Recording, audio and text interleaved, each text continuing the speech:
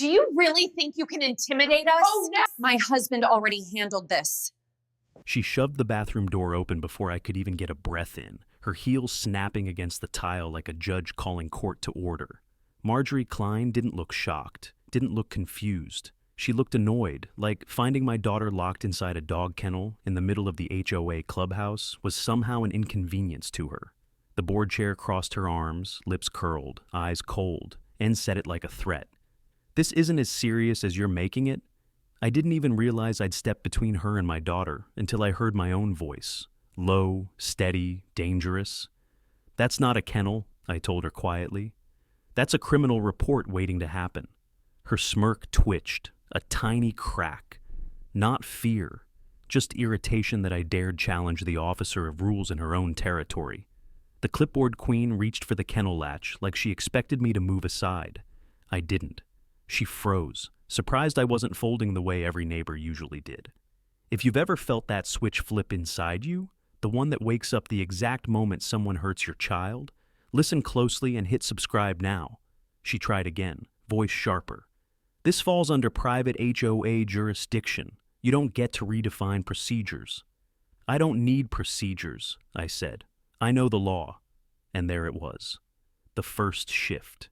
She blinked, confused, searching my face for whatever truth she'd just tripped over without meaning to. She didn't know who I was, didn't know what my family carried, didn't know the kind of men my brother trained or the units he commanded. She thought she was talking to another quiet homeowner she could intimidate with printed bylaws and a crimson blazer. "My daughter didn't climb into that cage," I said, keeping my voice level, even as my hands shook from the rage I tried to bury. "She was put there." The tyrant in heels looked away, just for a breath. "Children exaggerate." The humiliation on my daughter's face when I pulled her out, that wasn't exaggeration. The trembling, the dirt on her clothes, the panic in her breathing, that wasn't exaggeration. She clung to me like she'd been underwater too long and finally made it to the surface. And behind all of that, the image burned into me. Her tiny fingers curled around the metal bars, quietly waiting for someone to find her. I bent down, brushing her hair from her forehead, feeling that sickening twist in my chest that only parents know, the one that says you failed to protect the thing you die for. "You're safe now," I whispered, even though safety wasn't something I could promise anymore. Not here, not under women like Marjorie. The enforcer in crimson stepped back, adjusting her blazer like she could straighten the situation the same way she straightened fabric. "We'll handle discipline internally," she said. "No need to involve outside authority." Outside authority? She had no idea she'd picked the worst possible family to say that to. I lifted my daughter into my arms, her breath shaky against my shoulder. And as I walked past the clipboard queen, I let the truth fall between us like a warning shot. "You shouldn't have said that." Because she didn't know the men who trained with my brother. She didn't know what K-9 handlers do when they hear a child was confined. She didn't know the weight of mandatory reporting laws, or the nightmare that begins the moment someone like me decides it's time to act. She didn't know, but she would. By the time we got home, my daughter wouldn't let go of my shirt.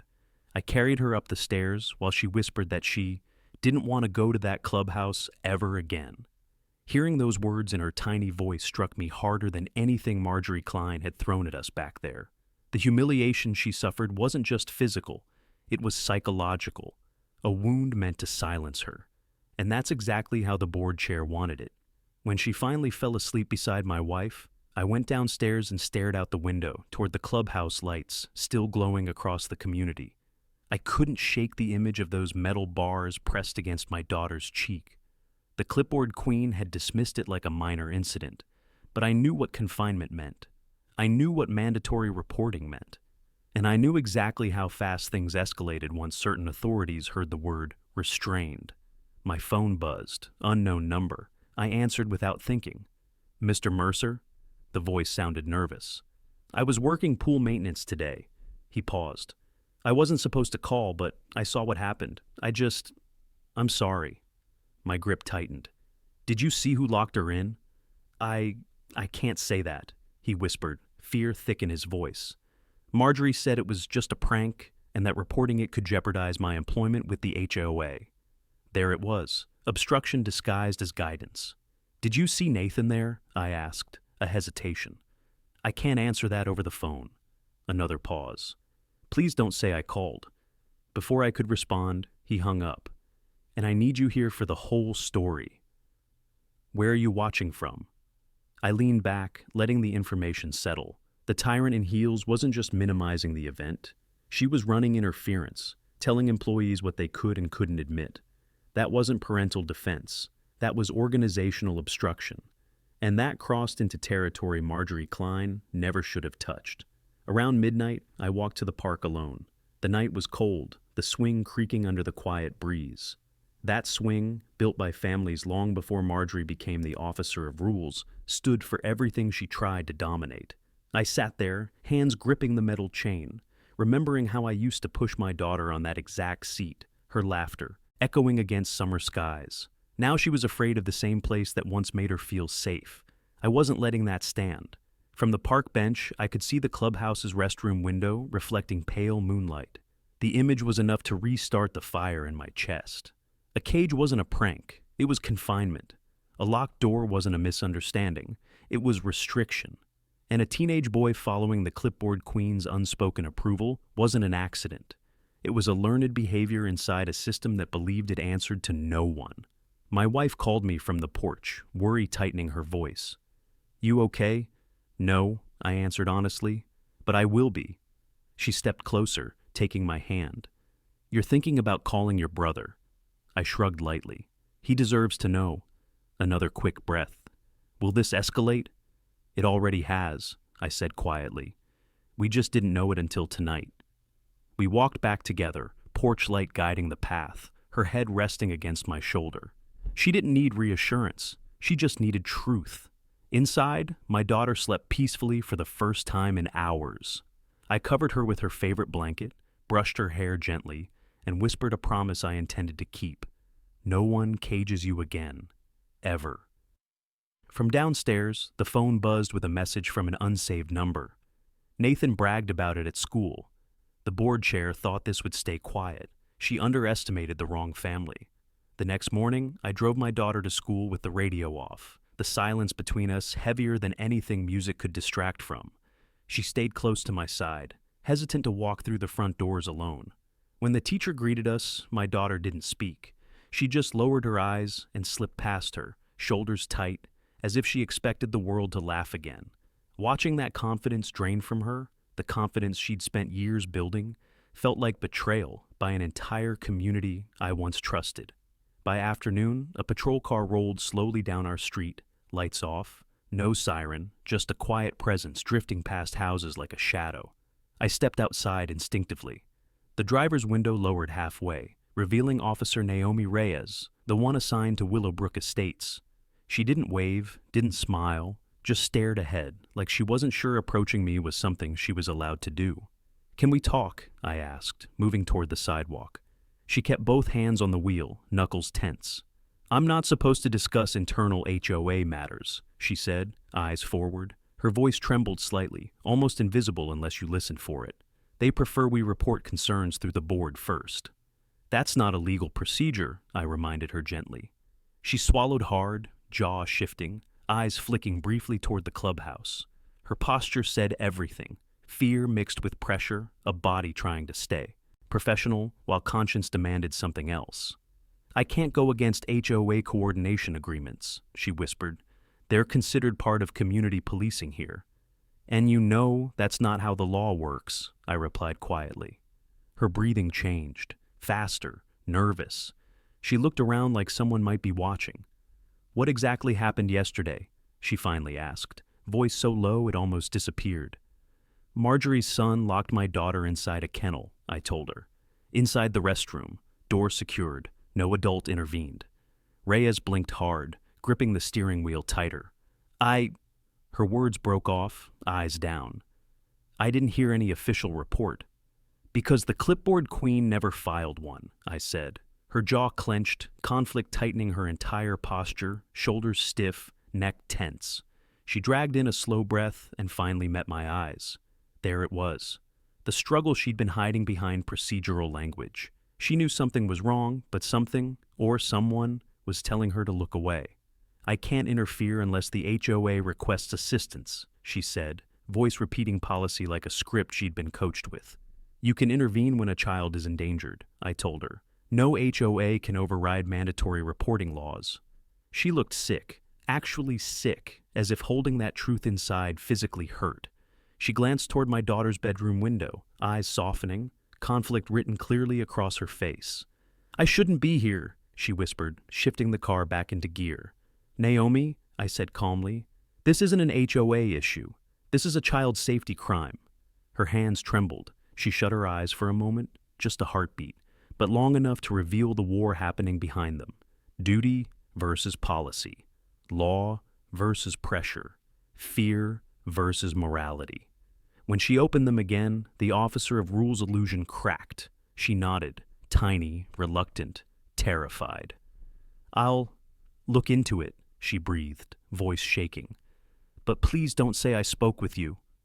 Then she drove off slowly, as if every inch of distance gave her more courage and more guilt at the same time. I watched her disappear behind manicured hedges, feeling the shift in the air. The tyrant in heels hadn't just intimidated families. She'd intimidated law enforcement, too. Inside the house, my wife asked if everything was okay. I didn't lie. Someone finally sees what's happening, I said, but she's afraid to say it out loud. A message buzzed on my phone right then. Nathan bragged again at lunch, said your kid deserved it. Marjorie thought she controlled the story, but stories change, especially when officers start listening with their conscience instead of their orders. By the following afternoon, the anonymous newsletter hit every inbox in Willowbrook Estates. I didn't even need to open it to know where it came from. The formatting was always the same, neat serif, headings, bullet point punishments, and the same faint watermark of the board chair at the bottom. But when I finally tapped the email, I still felt my stomach twist. Residents are reminded that false accusations against fellow community members violate Section 8C of our Harmony Agreement. Spreading fabricated stories designed to defame HOA families will result in penalties and possible removal from community privileges. There was no name mentioned, but every parent reading it would know exactly who the clipboard queen was targeting, and she didn't stop there. A second email arrived minutes later, this time signed by the enforcer in crimson herself. Inappropriate behavior by minors in common spaces will be addressed internally. Parents are encouraged to manage their children responsibly rather than seeking outside interference. Outside interference. She knew exactly what buttons she was pushing. I printed both emails and pinned them to the corkboard in my home office, next to the mandatory reporting guidelines I'd memorized years ago. Every word Marjorie wrote wasn't just denial. It was obstruction disguised as procedure. She was building her defense months in advance, the way people do when they already know they're guilty. My phone buzzed again, a video link from an unknown number. I opened it, expecting another apology from a scared employee. Instead, I saw footage taken inside the clubhouse restroom, blurry, shaky, captured from a phone, partially hidden behind a locker, but clear enough to show Nathan shoving my daughter into the kennel while his friends laughed. My chest tightened as I recognized her voice begging them to stop, muffled under laughter and running water. At the end of the clip, a female voice whispered, "Don't tell anyone Marjorie said it's fine." I didn't know whether that voice belonged to her directly, but the implication was enough to make my pulse pound like gunfire. I texted the compressed file to my brother, not as a complaint, not as a plea, just a message. Received video. He responded instantly. Forward original. Keep chain of custody clean. I uploaded everything into a secure folder, time-stamped, geo-tagged. These weren't emotional reactions. They were legal building blocks. And the officer of rules had just given me my first brick. As I walked outside to clear my head, I noticed neighbors gathering near mailboxes, whispering with sideways glances. Some avoided eye contact, others stared openly. That's how communities fracture. One wound becomes gossip, and gossip becomes division. When I approached, one woman stepped forward cautiously. "I heard something happened," she murmured, voice shaky. "But the board emailed saying it wasn't serious." "Would it be serious if it were your child?" I asked softly. Her lips trembled, eyes shifting toward the clubhouse. "We're not allowed to question enforcement," she whispered. "The board chair said all. Complaints must be processed internally. The The tyrant in heels had twisted every rule into a shield for her son, and the neighborhood was too afraid to see what that actually meant. Internal process wasn't protection. It was concealment. And concealment around child injuries wasn't minor misconduct. It was criminal. Later that evening, the clipboard queen showed up at my door without knocking. I opened it to find her standing there, posture stiff, expression cold enough to freeze the air. "You're causing unnecessary disruption," she warned. "If you continue pushing false accusations, we'll have to consider disciplinary measures." "Against who?" I asked calmly. "The family of the victim or the family of the offender?" She swallowed hard, eyes narrowing, 1 second of fear before authority returned to her voice. "Watch yourself." "No," I answered. "Watch your son." She flinched, the first real flinch I'd seen. When she turned and walked away, heels stabbing the sidewalk, I realized something. She wasn't just covering for Nathan, she was terrified of what exposure would cost her. And fear was the first sign of collapse. The next morning, I parked across from the clubhouse instead of driving straight home after school drop-off. Something about the enforcer and Crimson's late-night visit told me she wasn't finished covering tracks. I kept the engine running, window cracked, letting cool air settle around me while I watched pool staff unlock doors, dragging cleaning carts inside. They moved differently today, hurried, nervous, glancing around like they were afraid someone was watching. I recognized that behavior. I'd seen it in dozens of investigations. Employees who weren't guilty themselves, but knew they were standing near guilt. People always move faster when they thought evidence needed disappearing. About 10 minutes later, a maintenance worker stepped out holding a laptop bag and a small external drive. He looked everywhere except toward the road. My instincts tightened. Not just because of the bag, but because the clipboard queen had shown up behind him, whispering sharply under her breath as she blocked his path. They weren't discussing routine repairs. They were discussing removal. I recorded nothing. I didn't need video yet. All I needed was observation. The officer of rules didn't realize she'd just signaled exactly where the evidence had lived before she tried relocating it, and every relocation attempt added another layer of obstruction. I texted my brother, "Movement at clubhouse, possible data transfers." He responded in seconds. "Stay away physically, keep record mentally." So I drove off, leaving the scene untouched, because sometimes the strongest weapon isn't action, it's restraint. When I got home, my daughter sat silently at the kitchen table, coloring a picture of a dog with big cartoon eyes. She hesitated as I approached, then asked quietly, "Can we not go to the clubhouse anymore?" Her voice had lost that playful bounce she always used when talking about swimming. I looked at her drawing, bright colors hiding a memory no child should carry, and felt that fire start again in my chest. "We're not going back until everything's safe," I promised. Later, I opened my work email and found something unusual, an automated neighborhood surveillance report forwarded accidentally to my professional inbox.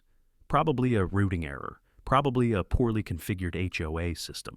But it revealed something alarming, timestamps from the restroom camera the same afternoon of the incident, including a 30-minute outage that coincided exactly with the moment Marjorie insisted nothing serious happened. That wasn't just coincidence, that was deliberate. I forwarded the report to my secure server, tagging it as accidental transmission. Clean chain of custody, no manual retrieval. This wasn't me going after the HOA. This was the HOA pushing evidence directly into my hands without realizing who they'd sent it to. My phone buzzed. Unknown number, again. I answered. A shaky male voice whispered, "They're deleting logs." "Who's they?" I asked. "Don't ask me that," he said quickly. "Please, I shouldn't even be calling." "You don't have to give details," I said calmly. "Just tell me if anyone instructed you." He exhaled hard, silence stretched. Then he muttered just one name before hanging up. "Her?" Her, not Nathan, not a staff member, her. The tyrant in heels wasn't just ignoring what happened. She was manufacturing a clean slate, and that wasn't internal policy. It was obstruction of mandatory reporting. Professional misconduct disguised as HOA regulation. I forwarded everything again to my brother. I didn't explain context, didn't speculate. Just sent the raw data and one line, possible evidence tampering. He replied, "Understood, maintain distance." That's when I noticed a black SUV idling near our driveway. Windows tinted, engine humming, waiting, Not moving, not leaving, just watching. The clipboard queen might have been inside, or maybe it was someone she sent. Either way, surveillance wasn't intimidation to me, it was confirmation. My daughter peeked from behind the curtain. "Who's that?" she asked softly. "Someone who thinks they can scare us," I answered, keeping my voice steady.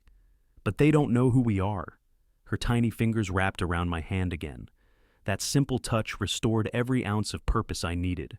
The board chair wasn't just corrupt. She was hiding a crime. That night, the black SUV idled again outside our house, headlights off, engine barely audible. I pulled the living room curtain just enough to see the silhouette inside, hunched forward like someone studying every entry point on our property. My daughter was upstairs brushing her teeth, still afraid to close the bathroom door, all the way. Seeing that vehicle parked outside her bedroom window was enough to confirm something I'd been trying to ignore. This wasn't intimidation anymore. It was surveillance. My wife joined me at the window. "Do you think that's them?" she whispered. "It's who she sent," I corrected. The clipboard queen had escalated from warnings to monitoring. When people like Marjorie Klein feared exposure, they didn't retreat. They tightened their grip, convinced power would protect them. But fear changes people, and fear had just made the enforcer in crimson sloppy. I texted my brother a single line. "Unknown vehicle surveillance, consistent pattern." He replied immediately, "Document timings, don't confront." His short commands were familiar, deliberate control designed to keep emotion separate from evidence. Around midnight, I stepped outside casually, pretending to take out trash. The SUV reversed suddenly, tires crunching gravel softly, turning down the street like a shadow retreating from light. Whoever was inside didn't want to be seen clearly. Not yet. Back inside, my daughter asked if she could sleep in our room again. Her voice shook, eyes wide with memories she couldn't unsee. She crawled under the covers and held her stuffed dog against her chest like a shield. "I don't want him to laugh at me again," she whispered in a voice so small I almost broke right there. "He won't," I promised carefully, anger pressed beneath control. "No one gets to laugh at you again." But inside, I wasn't calm. Inside, a line had been crossed. Watching your child fear being mocked while trapped behind metal bars, is a wound most parents never imagine. And the tyrant in heels dismissed it like spilled milk on tile floors. The next morning, I drove my daughter to school early, ensuring she walked in before anyone could approach her. When I returned, Officer Naomi Reyes's patrol car was stopped outside the clubhouse, her posture stiff as she stood near the entrance, speaking quietly to a maintenance worker. Every movement of hers looked hesitant, like she was torn between doing her duty and obeying orders she disagreed with. When she noticed me approaching, she froze, shoulders tightening. She didn't greet me, didn't need to. Her silence spoke volumes. She glanced around nervously, then leaned in. I saw someone erasing digital logs," she whispered, voice trembling. "He said the board chair requested immediate deletion." I held her gaze. "Did they delete footage from the restroom?" She swallowed hard, another nervous glance. "I can't confirm that," she said, but her eyes told the truth she wasn't allowed to speak. "Please don't tell anyone I said anything." "Naomi," I said quietly, "you already know this isn't internal policy. This is suppression of evidence involving a minor." Her jaw trembled, shame washing across her expression. "I don't want to lose my position here." "That's how she controls everyone," I replied, "through fear." She looked down, blinked hard, then stepped back quickly as if suddenly remembering she shouldn't be talking to me at all. Her hand hovered near her radio, almost protective, like she might need backup just for having this conversation. But before she stepped away completely, she whispered something I'll never forget. "She told them you were unstable," she said. "She said you were threatening to harm residents." I stared, stunned for a moment. The officer of rules had twisted fear into character defamation, trying to neutralize me before I could expose her. That was it. That was my breaking point. I walked away without another word and typed a message to my brother that needed no elaboration. Mandatory reporting obstruction confirmed. His reply came faster than before. "Under review, stand by." Stand by. The one word that meant everything was about to change. Officer Reyes didn't patrol past our street the next morning, I noticed immediately. That absence wasn't coincidence. It was fear. The clipboard queen must have instructed her to keep distance. especially after assigning me the label of unstable. But fear has a strange way of giving conscience a voice, and by noon, Naomi was parked outside the elementary school instead, waiting for dismissal. She stepped out of her cruiser the moment she saw me approaching. "Jason," she said quietly, "not Mr. Mercer, not sir, my name." Her face looked pale beneath the brim of her patrol cap. She kept looking over her shoulder, as if expecting the board chair to materialize from the bushes. "I shouldn't be doing this, but you need to know something." I didn't interrupt her. I waited. She swallowed hard. "Marjorie called the station," she whispered. "She asked if we could flag your address for false reporting tendencies." Her jaw clenched. "She's trying to build a case that you're unstable before you contact outside authority." I already suspected as much, but hearing it confirmed sent a slow burn through my chest. "She also requested that any minor complaints from your household be redirected to the HOA first," Naomi continued, "which isn't legal procedure." Her voice cracked slightly, like saying that truth out loud cost her something professionally. "If any other officer answers your call, they might not know what's really happening." "She's trying to cut off reporting channels," I said evenly. "She's manipulating jurisdiction," Naomi corrected, voice gaining just enough strength to make eye contact. "And that's not allowed under mandatory reporting statutes." There it was, her shift. The internal struggle I'd seen tightening her posture finally breaking into action. The enforcer in crimson had spent years training residents to be afraid of crossing her. She didn't prepare for someone wearing a badge to reach a moral breaking point. Naomi hesitated again. "There's more." She pulled a folded piece of paper from inside her vest, hands trembling slightly. "This is from last night's incident log," she whispered. "I shouldn't have it, but I couldn't pretend I didn't see it." She handed it to me discreetly, glancing around like handing me evidence might get her exiled. The paper listed an internal communication request logged under board president priority status. Notes: parent escalating conflict, recommend documentation removal. No names, no explicit orders, but enough language to establish motive. I scanned the text, my pulse steady. "This is obstruction," I said quietly. Naomi nodded, guilt flickering across her eyes. "I didn't delete anything," she said quickly, voice urgent. "I want you to know that. I refused." "And what did she do?" Her jaw tightened. "She reassigned me to weekend patrol outside the community, which means if something happens, I won't be here." Of course she did. The officer of rules couldn't risk a sympathetic witness on the inside. "I don't know how long I'll keep this job," Naomi said softly. "But if anything else happens, call me directly." She scribbled her personal number on the back of her patrol card, hands shaking. "Don't go through dispatch." "This could cost you your career," I warned. She looked at the schoolyard, watching children run across the grass, laughter echoing in the breeze, her expression softening for a split second. "Some things are worth losing careers over," she whispered. Then she stepped back, posture stiffening again, professional mask sliding back into place. But as she turned toward her cruiser, she hesitated one last time. "Jason," she exhaled slowly, "I believe your daughter." Those 4 words hit harder than any threat the tyrant in heels ever made. On the drive home, my daughter held up her backpack proudly, showing me a picture she'd drawn, a dog wearing a police badge, guarding a little girl. "He protects her forever," she said happily. "Yeah," I answered, voice thick. "He does." I sent Naomi's evidence to my brother without commentary. Just a chain of custody tag and one line, "Witness confirmation." His reply came fast, "Proceed with protocol." Protocol. The moment everything stops being personal and becomes officially actionable. After school, I didn't take my daughter straight home. I drove past the precinct instead, letting the sight of official vehicles settle into my mind like a reminder of what real authority actually looked like. My brother had always told me that civilian intimidation collapses the moment legal jurisdiction steps in, but the clipboard queen believed she controlled jurisdiction here, as if community bylaws were stronger than state legislation. She had no idea what she'd triggered. At home, my wife asked how things went. I didn't answer with reassurance. "Naomi gave us confirmation," I said. "She witnessed obstruction." My wife's lips trembled, relief mixed with horror, because witnessing meant legal relevance, and legal relevance meant escalation. My daughter played quietly in the living room, coloring pictures of dogs and police badges again, the same theme repeating in every drawing. Trauma has a way of rewriting imagination. Kids don't process with logic, they process with symbols.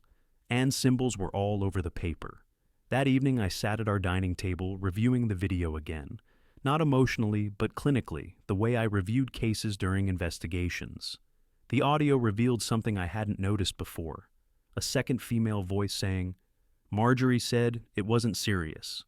That wasn't hearsay. It was potential verbal instruction.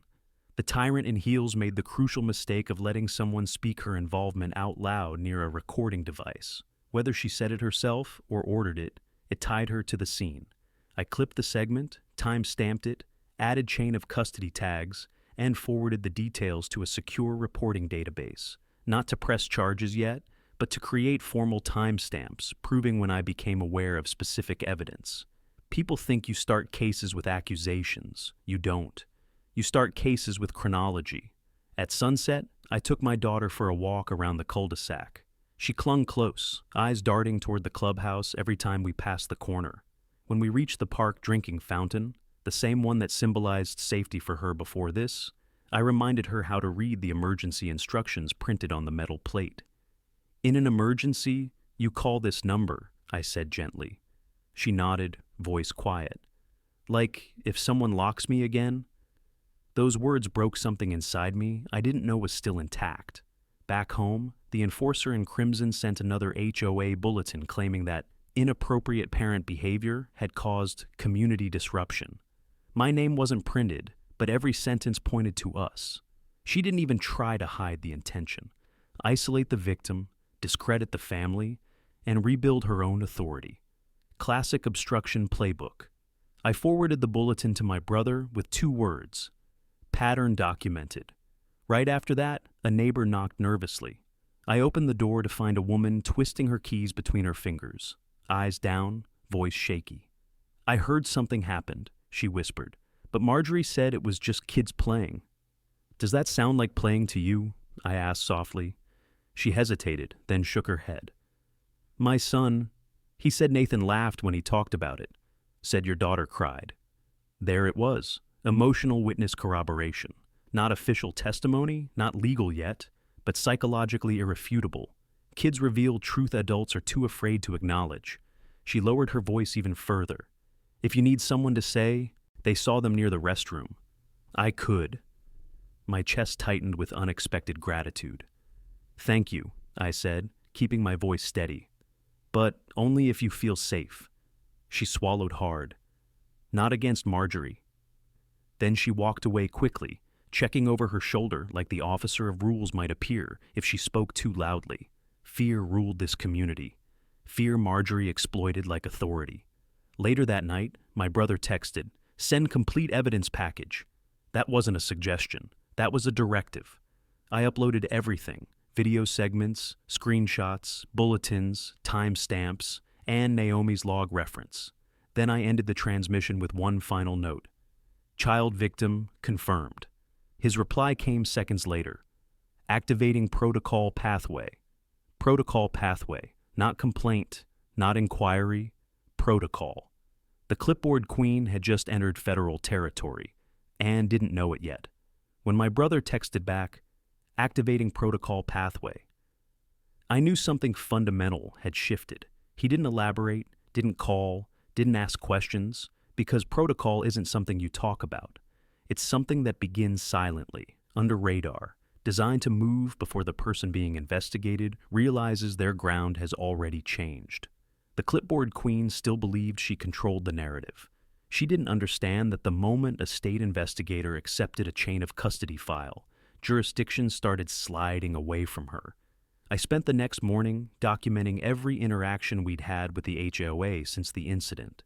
Not as emotional rants, just chronological events, dates, times, statements, who said what. When investigating child endangerment obstruction, the timeline is everything. People think legal action begins with accusation. The truth is, most legal action begins with timestamps. Around noon, the tyrant in heels sent another HOA notice demanding that ongoing defamation attempts against HOA families cease immediately. She claimed that irresponsible parents may face removal of access to community facilities. The officer of rules was doubling down, threats disguised as community guidelines. Every message she sent proved consciousness of the event, and consciousness meant liability. My wife read the bulletin with trembling hands. "She's trying to get us kicked out," she whispered. "She can't," I said. "Not legally, not after what happened." Still, fear flickered across her eyes, because humiliation has a way of making even confident adults feel powerless. That night, I walked the dog past the edge of Willowbrook Estates. A patrol SUV slowed beside me. Not Naomi's car, another officer I didn't recognize. The window rolled down halfway. "Evening," he said, neutral tone, professional. "Evening," I answered. He cleared his throat awkwardly. "We, heard there was a complaint." His voice suggested hesitation, like he'd been instructed to. Approach, but didn't know why. "There was an incident involving my daughter," I said slowly, "and the HOA is attempting to suppress it." He shifted, discomfort tightening his voice. "I was told it was internal." "Child confinement isn't an internal matter," I answered calmly. His silence said everything, confusion mixed with unease. He nodded stiffly. "Have a good night," he muttered, driving off without another word. He didn't know the details. That meant Naomi hadn't passed them down, or wasn't allowed to. When I returned home, a new message pinged from my brother. Forward witness corroboration. He wrote short because protocol requires minimal language. I included the neighbor statement, Naomi's verbal confirmation, and the video timestamp with the female voice referencing Marjorie, the tiny pieces that, together, created a trail of involvement. Minutes later, he replied, "Escalating preliminary review." Escalating. That meant someone higher than him now saw the file. That meant investigation. That meant Marjorie's control was already losing ground. The next day, I drove my daughter to school early again. As she walked up the steps, she stopped and turned back. "Will they laugh again?" she asked. "No," I told her firmly. "Nobody laughs at you anymore." Back home, the enforcer in crimson marched down our sidewalk, clipboard in hand, expression pursed so tight it looked painful. "You're being monitored for community disruption," she announced the moment I stepped outside. "Monitored by who?" I asked calmly. "The HOA board," she replied proudly, like that held legal weight. "Good," I said. "Document everything." She blinked, confused by my lack of fear. Her eyes narrowed. "You're escalating something that doesn't need escalation." "You already did," I answered. She stood rigid for a moment, searching my face for fear she could use. When she didn't find it, she spun on her heels, storming off like the conversation offended her authority. But here's the thing about authority. Real authority doesn't flinch when questioned. Only counterfeit authority does. That evening, another text came from my brother. External inquiry opened. Short, direct, surgical. External inquiry meant outside authority. Outside authority meant criminal review. Criminal review meant obstruction would be the least of the officer of rules problems, and she didn't even know investigation had already begun tightening around her house like a leash. When my brother texted external inquiry opened, I didn't celebrate. I just breathed, slow, quiet, steady. Because I knew what that meant. Outside review had begun without me needing to plead, without us needing to convince anyone, and without the clipboard queen realizing that she'd already lost control of the narrative she was still trying to manipulate. The neighborhood was strangely calm the next morning, almost staged, like everyone felt something moving beneath the surface. My daughter wore her favorite backpack again and asked if I could walk her to class instead of dropping her off. She didn't want to go inside alone yet. She held my hand tighter with each step, and every squeeze reminded me what this fight was really about. Not policies, not board politics, not authority battles.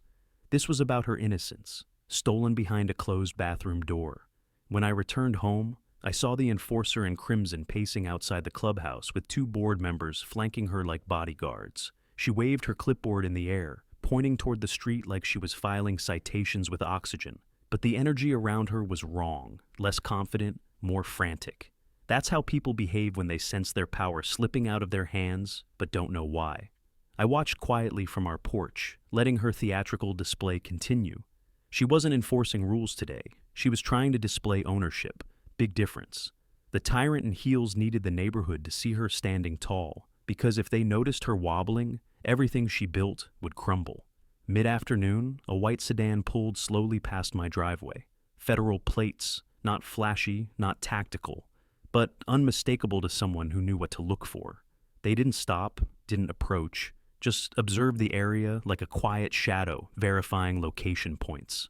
That was the thing about federal inquiry. It didn't arrive with sirens. It arrived with silence. Later, while I was checking the side gate, a teenage voice echoed from the sidewalk.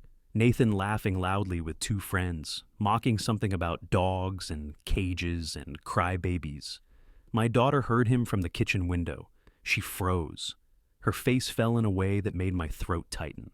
Trauma isn't loud, it's silent.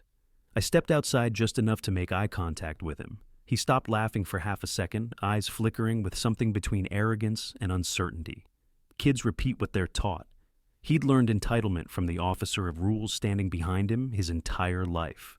When evening settled, a knock rattled the door, loud, demanding, unapologetic. I opened it to find the clipboard queen herself, posture stiff enough to snap. "You're being formally notified of non-compliant behavior," she declared, waving a violation notice like some kind of HOA arrest warrant. "For what?" I asked calmly. "Endangering the emotional safety of minors?" she announced dramatically, almost triumphantly. I stared at her. That was her move? Accusing us of harming Nathan after what happened behind that restroom door? That wasn't authority. This was desperation. "Marjorie," I said carefully, "you're obstructing mandatory reporting procedures. An outside inquiry has begun reviewing this incident. You might want to be very careful about formal statements from this point forward." Her eyes widened, only for a fraction, but it was enough.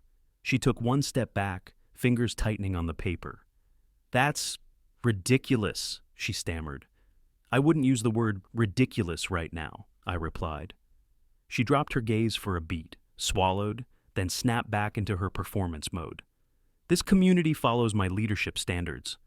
"Not anymore," I said quietly. Her jaw clenched. "Are you threatening me?" "No," I answered. "Outside authority already exists. You just don't know how close they are." A muscle twitched in her cheek. Fear. Real fear. The thing she'd spent her entire reign suppressing in everyone else. She stormed off toward the clubhouse, heels stabbing the pavement like she could injure the street beneath her. After she disappeared, I stepped inside, texted my brother 2 words: formal retaliation. He answered almost instantly. Acknowledged. Acknowledged, meaning documented, meaning recorded. Meaning the officer of rules had just handed federal review another piece of her collapse. The HOA meeting that night felt different the moment I walked through the community center doors. The room buzzed with neighbors whispering in quiet pockets, glancing up at me, then quickly looking away, like they already sensed something larger was about to happen. Folding chairs were arranged in rigid rows, facing a long table draped in a burgundy cloth, where the enforcer in crimson sat stiff-backed, flanked by 2 board members who looked more nervous than authoritative. My daughter stayed home with my wife. She didn't need to witness this. Not yet.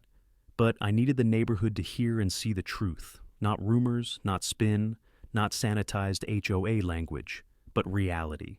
My brother had warned me. Remain factual, calm, unemotional.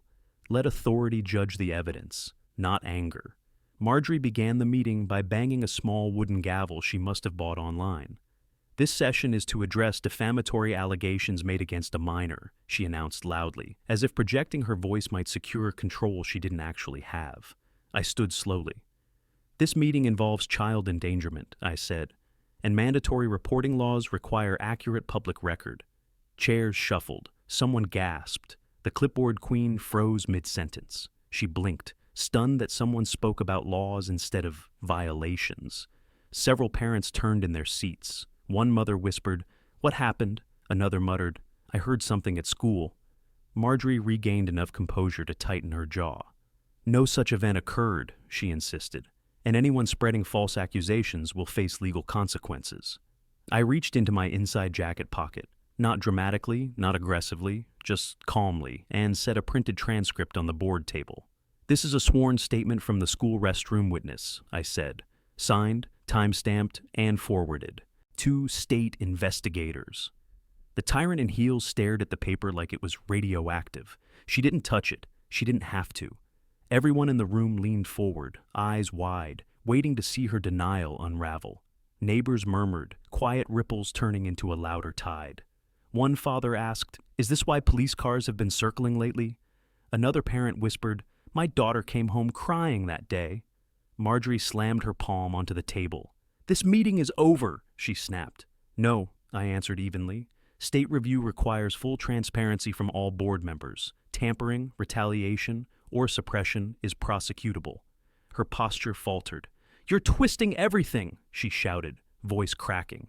Before she could regain composure, two uniformed officers stepped inside the community center doorway. Not dramatic, not sirens, just quiet entrance, scanning. Not Naomi, two others. Law enforcement entering a public HOA meeting without request says everything. The room fell silent. A board member whispered to Marjorie, "Do something." She couldn't. The officer of rules had no authority here. One officer cleared his throat, addressing the room calmly. "We're here to observe. Please continue." Observe. That single word shifted every ounce of control away from the board table. Marjorie's face drained of color. "You called police," she hissed at me under her breath. "Protocol called them," I replied. Neighbors began to shift, turning against her. A mother stood up. "My child deserves safety," she said. Another parent added, "We need answers from you, Marjorie." Not the board, her name. Accountability aimed directly at her role, her decisions, her actions. The enforcer in crimson tried to collect her papers, but her hands trembled, pages slipping from her grip. This wasn't authority. This was collapse. A father in the back raised his voice. "Are you protecting a kid who harmed a younger girl?" She snapped back, "He's just a boy." "And my daughter?" I asked quietly. Silence answered. Every parent in the room stared at her, waiting, demanding, judging. Not me, her. For the first time, the community wasn't afraid of the officer of rules. It was afraid of what she'd been hiding. And fear had finally changed sides. 2 days after the public meeting, I woke to the unmistakable sound of law enforcement radios outside our window. Not aggressive, not chaotic, just coordinated movement, the kind that doesn't ask permission before acting. My wife pulled the curtain aside, breath held between her teeth. Multiple unmarked vehicles lined Willowbrook's entrance, officers briefing one another quietly. My brother hadn't warned me this was coming. He didn't need to. Protocol moves when evidence reaches a threshold, not when families ask it to. By mid-morning, neighbors gathered cautiously near mailboxes, whispering theories. My daughter watched from the living room couch, clutching her stuffed dog, the same toy she refused to sleep without since the bathroom incident. I knelt beside her and said softly, "You're safe now." She didn't nod. She just leaned against my side, trusting my voice more than my explanation. Then, almost like a stage scene from someone else's life, 3 officers approached the HOA clubhouse.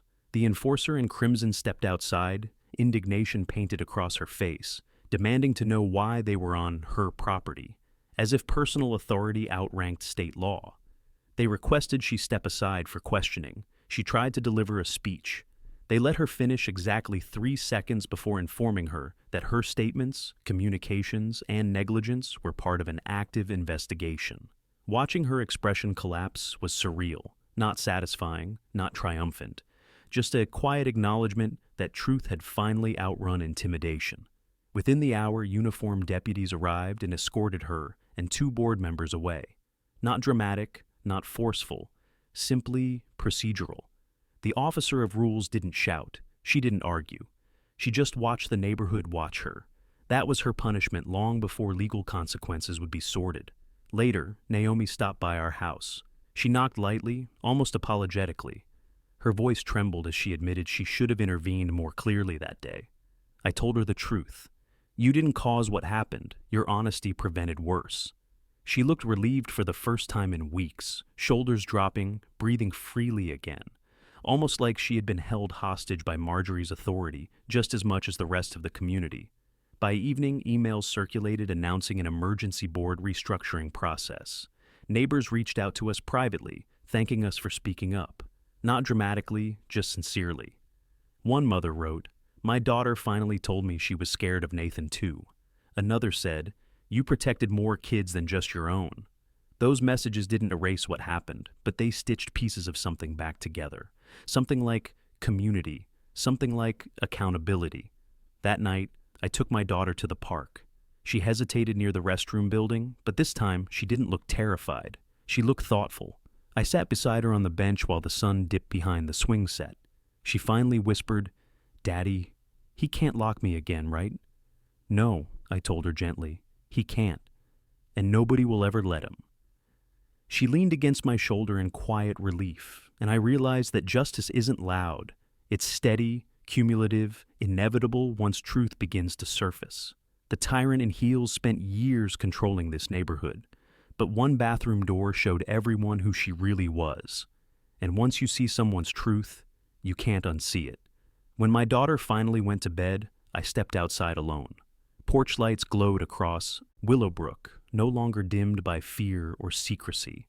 The board chair's reign was finished, not by confrontation, but by accountability.